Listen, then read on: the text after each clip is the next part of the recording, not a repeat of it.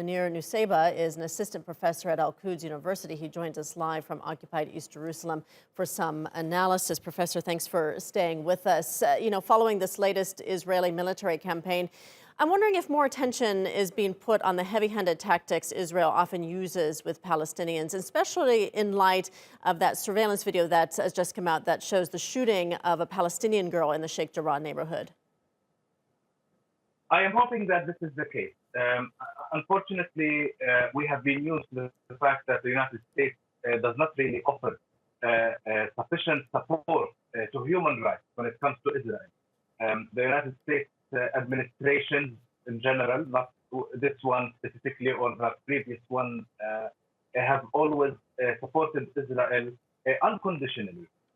And this unfortunately has led to Israel feeling and practicing impunity. They have not been punished for human rights violations that they have been doing, whether in Gaza Strip, whether in Jerusalem, in the West Bank, inside the areas where they claim their own sovereignty as well.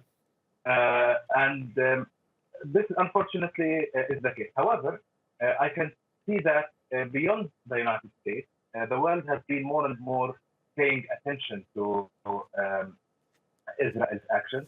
I am hopeful that the International Criminal Court will investigate and examine the actions that have been conducted by the Israeli army, the Israeli police, the Israeli intelligence forces. Many of the acts amount to war crimes, crimes against humanity, persecution, etc.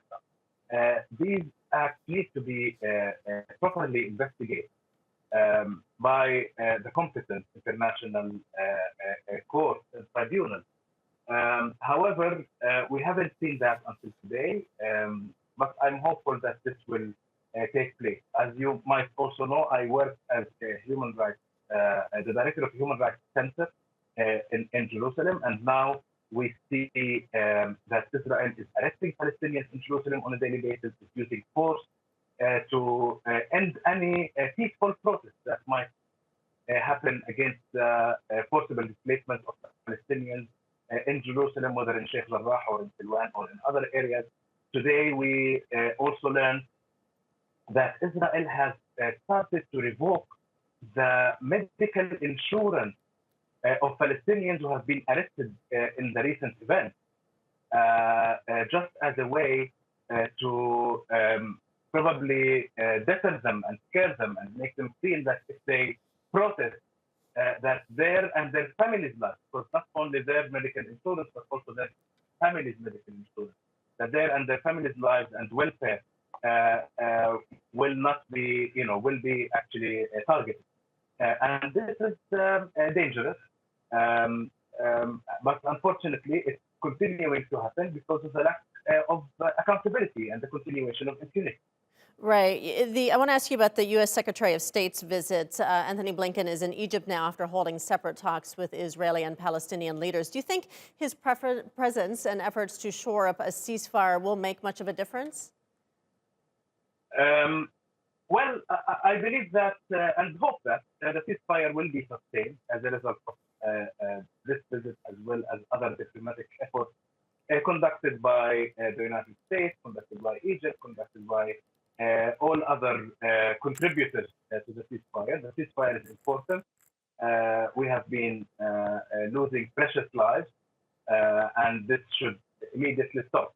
However, what is more important than the ceasefire is to make sure that the reasons that led to this escalation and that led to escalations in the past that have been ongoing for several years would stop. And the reasons for this are that there is an apartheid regime that continues to persecute the Palestinian community on different levels. Gaza Strip is under a continuous collective punishment known universally as a siege. It's a collective punishment. People who live in this small area of land are unable to travel, are unable to trade with the rest of the world, live in great poverty as a result of this action that Israel has been doing. People in the West Bank are always suffering from the continuing settlements and continuing eviction and continuing displacement of their civilian population. And all of these actions are leading to continuous tension.